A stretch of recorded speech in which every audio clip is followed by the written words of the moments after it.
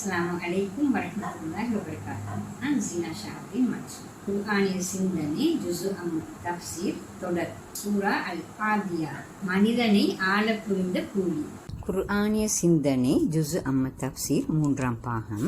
சூரத்துல் ஜில்சால் தொடக்கம் சூரத்துல் நாஸ் வரையிலான சிறிய சூறாக்கள் இங்கு பார்க்க இருக்கின்றோம். சில சூறாக்களை அதன் சாராம்சமாகவே இங்கு முன்வைக்கின்றேன். காரணம், அதன் விரிவங்கியும் இதனை பார்ப்பவர்கள் பலதரப்பட்ட வயதிலே கொண்டவர்களாகவும் வித்தியாசமான அறிவிப்பின்னணி கொண்டவர்களாகவும் இருக்கக்கூடும். அதே நேரம் சில அரபு பதங்கள் அனைவராலும் விளங்க முடியாமல் இருக்கும். எனவே ஒவ்வொரு சூறாக்களும் என்ன சொல்ல வருகின்றது என்பதனை விளங்கிக் கொள்ள முடியும். என்றாலும் இதனை ஆழமாக கற்க விரும்புபவர்கள் இந்த புத்தகத்தை வாசிக்குமாறு பரிந்துரைக்கின்றேன்.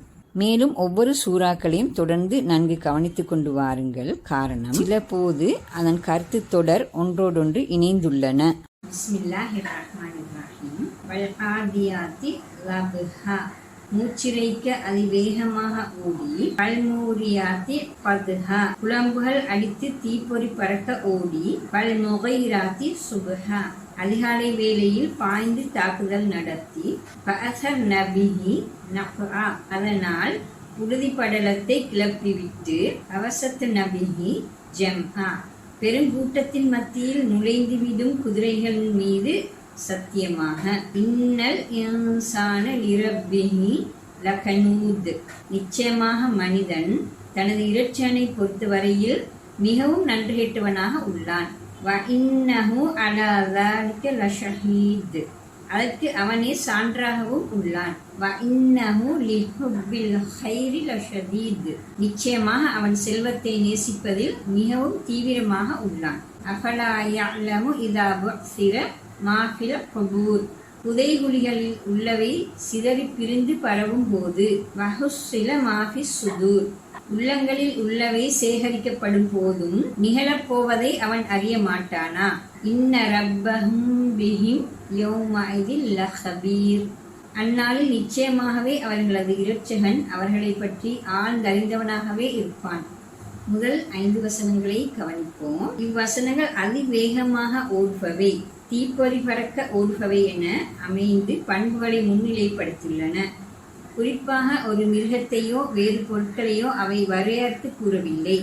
எனவே இவ்வசனங்கள் குதிரைகளை குறிக்கின்றன எனவும் ஒட்டகங்களை சுட்டுகின்றன எனவும் 2 அபிப்பிராயங்கள் உள்ளன. எனினும் மூச்சிறைக்க என்ற மொழிபெயர்ப்பின் அரபு பதமான லப் என்ற பிரயோகம் குதிரைகளுக்கே பயன்படுத்தப்படுகிறது.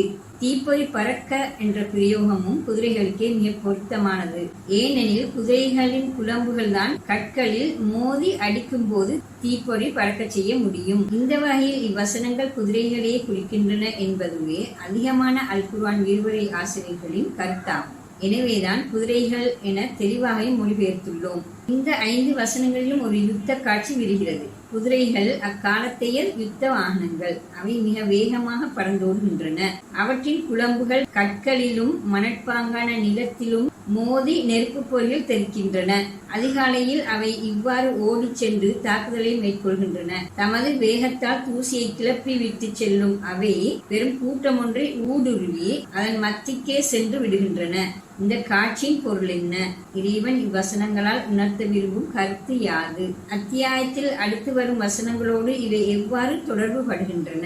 இக்கேள்விகளுக்கான பதில்கள் மூலமாகவே இவ்வசனங்களை தெளிவாக புரிந்து கொள்ள முடியும். இவ்வாறு சத்தியங்கள் கொண்டமைந்த அவ்வசனங்களுக்கு 4 வகைப்பட்ட விளக்கங்கள் கொடுக்கப்பட்டமை மிகவும் இயல்பானது. அல் குர்ஆனில் பிரயோக ஒழுங்கு அக்கருத்துக்கள் அனைத்திற்கும் இடமளித்துள்ளது என்பது தெரிவு. எனினும் இக்கருத்தில் 4வது விளக்கமே மிக பொருத்தமாக அமைந்துள்ளது என கருத முடிகிறது. இதனை சற்று விளக்கமாக நோக்குவோம். 4வது, ஒரு யுத்த காட்சி இங்கே முன்வைக்கப்படுகிறது. ஒரு குதிரைப்படை சூறாவளி வேகத்தில் ஓடி தன் இலக்கை நோக்கி விரைகிறது. அது ஓடும் வேகத்தில் தீப்பொறிகள் தெரித்து பறக்கின்றன. தூசுப்படலம் மேலெழுந்து வானை மறைக்கிறது.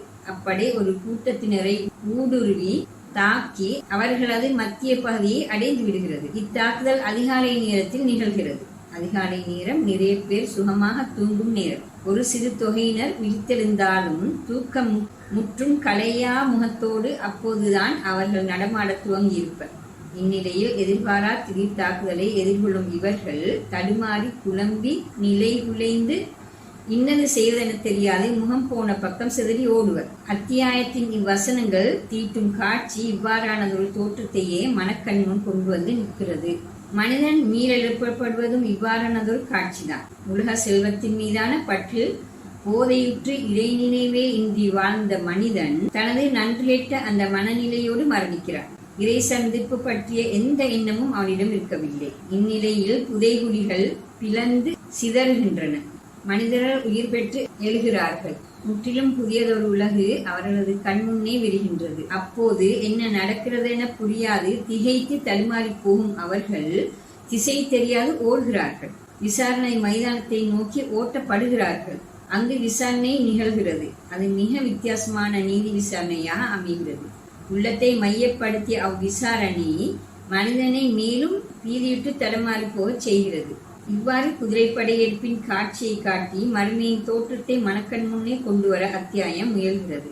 சத்தியங்கள் இந்நிலையில் மறுமை நாள் காட்சியை குதிரைப்படையெடுப்பு மூலம் காட்சிப்படுத்தும் ஓர் உத்தியாக அமைகிறது. மனித அறிவால் பார்க்க முடியாத மறை உலக உண்மையை மனதில் பதியும் வகையில் பௌதிக தோற்றமாக விளக்கலே சத்தியத்தின் பொருள் என்ற 4வது அபிப்பிராயம் பொருத்தமாக தெரிகிறது. திடீரென மறுமையில் உயிர் பெற்றெழும் மனிதன் திகைத்து தடமாறி புலம்பி போகும் நிகழ்வை படம் பிடித்து காட்ட குதிரைப்படையால் ஒரு கூட்டத்தினர் திடீரென தாக்கப்படும் காட்சியை அத்தியாயம் இங்கு கொண்டு வருகிறது. ஒரு கருத்தை காட்சியின் மூலம் உணர்த்தும் இந்த இலக்கிய உத்தியை அல் குர்ஆன் பல அத்தியாயங்களில் கையாண்டுள்ளது. சத்தியத்தின் பொருளை புரிந்து கொண்டதன் பின்னர் அதற்கு பதில் கூறுவதாக அமையும் அடுத்த வசனங்களை புரிவோம். இன்னல் இன்சான லிரப்பிஹி லகனூத். நிச்சயமாக மனிதன் தனது இரட்சனை பொறுத்தவரை மிகவும் நன்றியற்றவனாக உள்ளான். இன்னஹு அலா ஸாலிக லஷஹீத். அதற்கு அவனே சான்றாகவும் உள்ளான். இறை நிராகரிப்பும் இறைவனுக்கு இணை வைத்தலும் மிக பெரும் நன்றியற்ற போக்குகளாகும். ஏனெனில் அது படைத்து போஷித்து வளர்ப்பவனையே ஏற்காமை அல்லது இப்பகுதியில் எந்த பங்கும் இல்லாத ஒருவரை பொய்யாக இணைத்தல் என்ற கருத்து கொடுக்கிறது. குற்றங்கள் பாவங்களில் ஈடுபடல் இன்னொரு வகை நன்றியற்ற நடத்தையாகும். ஏனெனில் அவை இறையர்களை பிழையாக பாவிக்கின்றமையே காட்டுகிறது.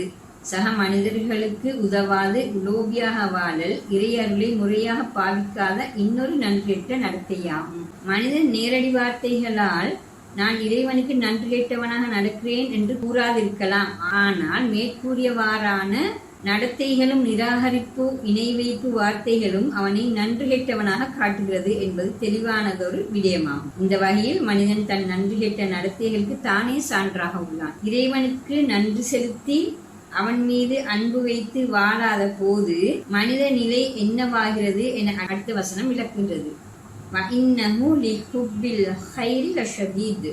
நிச்சயமாக அவன் செல்வத்தை நேசிப்பதில் மிகவும் தீவிரமாக உள்ளான். ஹை என்ற அரபு பதமே இங்கு செல்வம் என மொழிபெயர்க்கப்பட்டுள்ளது. இச்சொல் அரபு மொழியில் பொதுவாக நல்லவை நலன் பயப்பவை என பாதிக்கப்பட்டாலும் செல்வம் என்ற கருத்தும் பிரயோகிக்கப்படுகிறது. அல் குர்ஆன் அக்கருத்தில் சில இடங்களில் இச்சொல்லை பாவித்துள்ளது. இவ்விடத்திலும் செல்வம் என மொழிபெயர்ப்பதை பொருத்தமாக அமைவதால் அவ்வாறு மொழிபெயர்த்துள்ளோம். மக்கள் செல்வம் நல்லது நலன் பயப்பது என்று கருதுகிறார்கள். அந்த வகையிலேயே இச்சொல்லை அதற்கு அவர்கள் பாவித்துள்ளார்கள் என இப்பிரயோகத்திற்கான காரணத்தை விளக்க முடியும். உண்மையில் செல்வம் அடிப்படையில் கெடுதியான ஒன்றல்ல, அது நன்மையானதே ஆகும். மனிதன் அதனோடு உறவாடும் முறையிலேயே அது கெடுதியாக அமைகிறது. இக்கருத்தையே இப்பிரயோகத்தின் மூலம் குர்ஆன் இங்கே உணர்த்துகிறது. இந்த வகையில் செல்வத்தினுடனான உறவாடலில் அதிகமாக அவதானிக்கப்படும் பிழையான போக்கொன்றை இவ்வசனம் விளக்குகிறது. செல்வத்தின் மீது மனிதன் பற்றுக்கொள்கிறார். அது கடுமையான பற்றாக அமைந்துவிடுகிறது. பணமும் சுகபோக பொருட்களும் அதிகாரமும் அந்தஸ்தும் அவனது தேட்டமாகவும் வாழ்வின் மையமாகவும் இலக்காகவும் அவனை பொறுத்தவரையில் மாறி போகிறது. செல்வத்தின் மீது பற்றும் மோகமும் கொள்ளும் மனிதனால் இறைவனுக்கு நன்றி செலுத்தி வாழும் வாழ்க்கையை மேற்கொள்ள முடிவதில்லை. இறைவனை விட்டு இத்தகைய மனிதன் வெகு தூரம் சென்று விடுகிறார். இம்மூன்று வசனங்களும் மேலே போன சத்தியங்களின் கருத்தை மேலும் உறுதிப்படுத்துகின்றன. அங்கே மனிதர்கள் தூக்கத்தில் மூழ்கி போய் காணப்படுகிறார்கள். அப்போது அவர்கள் தாக்கப்படும் போது புலம்பி தடுமாறி போகிறார்கள். இறைவன் பற்றிய எண்ணமின்றி உலகப்பற்றில் மூழ்கி செல்வம் தந்த மயக்கத்தில் வாழ்ந்த மனிதன் அப்படியே மரணிக்கிறான். பின்னர் அவன் திடீரென எழுப்பப்படுகிறான். அந்நிலையில் அவன் திகைத்து தடுமாறி போகிறான். இதோ அடுத்த வசனங்கள் அதையே விவரிக்கின்றன. அஃபலா யஅலமு இதா புஅசிர மா ஃபில் குபூர் வ ஹுஸ்ஸில மா ஃபிஸ் சுதூர். புதைகுழிகளில் உள்ளவை சிதறி பிரிந்து பரவும் போதும் உள்ளங்களில் உள்ளவை சேகரிக்கப்படும் போதும் நிகழப்போவதை அவன் அறிய மாட்டானா? மீள் எழுப்பப்பட்டு விசாரணையும் நடந்தால் அடுத்து நிகழ்வது என்ன என உலக செல்வங்களையே மையப்படுத்தி இறைவனை புறக்கணித்து வாழ்ந்த இம்மனிதன் அறிய மாட்டானா என ஆச்சரிய துணியில் வினவுகிறது இவ்வசனம். அறிய மாட்டானா என்ற பிரயோகத்தின் ஊடே அடுத்த உலக வாழ்வு குறித்தும் அதன் நிகழ்வுகள் பற்றியும் சிந்திக்க தூண்டும் இவ்வசனம் அந்த சிந்தனை எந்த மனிதனின் உள்ளத்திலும் ஒரு திடுக்கத்தை ஏற்படுத்திவிடும் என்பதில் சந்தேகமில்லை. இங்கே அல் குர்ஆன் மறுமை நாள் பற்றி அறிய மாட்டானா என்று வெறுமனே கேட்கவில்லை. மாறாக இக்கேள்வி மறுமையின் காட்சியை சித்தரித்து முன்வைத்தே கேட்கப்படுகிறது. இவ்வாறு அல் குர்ஆன் மறுமை என்பதை ஒரு கருத்து பொருளாக மட்டும் காட்டாது, அது ஒரு வாழும் யதார்த்தமாக காட்டுகிறது. அதுவே மனித உள்ளத்தில் ஆழ்ந்த பாதிப்பை கொடுக்கிறது. இப்போது அத்தகைய பிரயோகங்களை இங்கே நோக்குவோம். புதைகுழிகள் உள்ளவை சிதறி பிரிந்து பரவும் போதும் இவ்வசனத்தில் வரும் புதைகுழிகளில் உள்ளவை என்பது மனிதனை குறிக்கிறது. எனினும் இவ்வசனம் அஹ்ரினை பிரயோகத்தை கொண்டுள்ளமை அவதானத்திற்குரியதாகும். புதைகுழிகளில் உள்ளவை மனிதர்கள் அல்ல, அவர்களது உயிரற்ற சடலங்கள் அல்லது அவர்களது உடற்பாகங்கள் மண்ணோடு மண்ணாக அவை கலந்து போன இந்நிலையில் அஹ்ரினை பிரயோகமே மிக பொருத்தமானது. இந்த பின்னணியிலே அடுத்து வரும் வசனம் அந்நாளில் அவர்களது இரட்சகன் அவர்களை பற்றி என உயர்திணை வடிவில் வசனத்தை பிரயோகிக்கின்றது. ஏனெனில் இப்போது அத்தியாயம் விசாரணைக்கான கட்டத்தை விவரிக்கிறது. அது மனிதன் முழுமையாக மனிதனாக மாறிய கட்டம். இவ்வசன பிரயோகத்தின்படி மனிதனே சிதறி பிரிந்து பரவி போகிறான் என புரிந்து கொள்கிறோம். அதற்காக பிரயோகிக்கப்பட்டுள்ள புஅசிர என்ற அரபி சொல் ஒழுங்கற்ற சிதறி பிரிந்து பரவி நிற்றல் என்ற கருத்தை கொடுக்கிறது. இப்பிரயோகம் மனிதர்கள் உயிர் பெற்றெழுந்து வரும் நிகழ்வை எம்முன் காட்சிப்படுத்துகிறது. மனிதன் பூமியில் தோன்றிய காலம் முதல் அப்பூமியில் அழிவு வரையிலான நீண்ட நெடுங்கால பிரிவில் பூமியில் பிறந்து வாழ்ந்து மடிந்து போன கோடானு கோடி மக்களும் தம் புதைகுழியிலிருந்து எழுந்து பூமி எங்கும் சிதறி பரவுகிறார்கள். எல்லா புறங்களிலும் பிரிந்து நிற்கிறார்கள். இது மீள் எழுப்பப்படுதலின் முதல் காட்சி. அடுத்த காட்சிகள் தொடர்கின்றன. நிகழ்வுகள் அடுத்தடுத்து விரைகின்றன. மனிதர்கள் விசாரிக்கப்படும் நிகழ்வு இடம்பெறுகிறது. அதனையே சூரா உள்ளங்களில் உள்ளவை சேகரிக்கப்படும் போதும் என்கிறது. இவ்வசனத்தின் பிரயோகம் இரு கருத்துக்களை தருகிறது. அன்றைய விசாரணை வெளித்தோற்ற செயல்களோடு நின்று விடுவதில்லை. அந்த செயல்களுக்கு பின்னணியாக இருந்த எண்ணங்களும் நம்பிக்கைகளும் அங்கு விசாரணைக்கு உட்படுத்தப்படுகின்றன. இன்று நீதிமன்றங்கள் செயல்களை மட்டுமல்லாது அதற்கு தூண்டுதலாக இருந்த உளநிலைகளும் கவனத்தில் கொள்ளப்பட வேண்டும் என கூறுகின்றன. எனினும் மனித நீதிமன்றங்களால் இதனை முழுமையாக சாத்தியப்படுத்த முடிவதில்லை. விசாரணையின் இந்த ஒழுங்கால் பொறாமை, குரோதம், பெருமை, கர்வம், முகஸ்துதி போன்ற உள்ளத்தோடு சம்பந்தப்பட்ட பாவங்களும் வெளிச்சத்துக்கு வருகின்றன. இந்த வகையில் அந்த நீதிமன்றம் கொடுக்கும் தண்டனை மிகச் சரியாக அமைந்து விடுகிறது. எந்த குற்றவாளியும் அங்கு தப்ப மாட்டான், எந்த நிரபராதியும் அங்கு தண்டிக்கப்பட மாட்டான். 2. உள்ளங்களில் உள்ளவை சேகரிக்கப்படும் போதும் என்ற வசனத்தின் சேகரிக்கப்படல் என்பதற்கான அல் குர்ஆனிய அரபு பதம் ஹுஸ்ஸில என்பதாகும். இச்சொல் ஹவுசலத் என்ற சொற்களின் அடியாக பிறந்ததாகும். ஹவுசல் என்பது பறவை உண்ணும் உணவு போய் தங்கும் கழுத்து பகுதியில் உள்ள பையை குறிக்கிறது. நீர் தடாகத்தோடு தொடர்புபடுத்தி இச்சொல்லை பாவித்தால் அத்தடாகத்தில் தண்ணீர் தங்கும் மிக ஆழப்பகுதியை அதை குறிக்கிறது. இப்பிரயோகத்தின் பின்னணியில் இவ்வசனத்தை நோக்கினால் மனிதன் செய்யும் அனைத்து செயல்களும் அவனது மன ஆழத்தில் பதிவாகின்றன. அவை மறுமையின் இந்த விசாரணையின் போது வெளிக்கொண்டு வரப்படுகின்றன என புரிந்து கொள்ள முடிகிறது. இது மனித மனம் பற்றிய நவீன ஆய்வுகளின் கண்டுபிடிப்பாகவும் உள்ளமை கவனத்தில் கொள்ளப்பட வேண்டியதாகும். அத்தியாயத்தின் இறுதி வசனம் கூலி கொடுக்கும் இறைவனின் மனிதன் பற்றிய ஆழ்ந்த அறிவை சுட்டி காட்டுவதாக அமைகிறது. இன்ன ரப்பஹும் பிஹிம் யௌமஇதில் லஹபீர். அந்நாளில் நிச்சயமாகவே அவர்களது இரட்சகன் அவர்களை பற்றி ஆழ்ந்தறிந்தவனாகவே இருப்பான். மனிதர்களை அறிவது என்பது இலகுவில் சாத்தியமானதல்ல. அவர்களது வெளித்தோற்றத்தையும் வெளி செயல்களையும் அவதானிப்பதன் ஊடாக அவர்களை ஓரளவை புரிந்து கொள்ள முடியும். மனிதர்களை உண்மையாக புரிந்து கொள்ள வேண்டுமாயின் அவர்களது மனநிலைகளையும் எண்ணங்களையும் நம்பிக்கைகளையும் புரிந்து கொள்ள வேண்டும். இத்தகையதொரு ஆழ்ந்த அறிவு பின்னணியில் மனிதனுக்கான கூலி கொடுக்கப்படும் போதே அது மிக சரியான கூலியாக அமைகிறது. இந்த உண்மையையே இதற்கு முன்னால் வந்த வசனத்தின் கருத்து தொடர்ச்சியில் இவ்வசனம் விளக்குகிறது.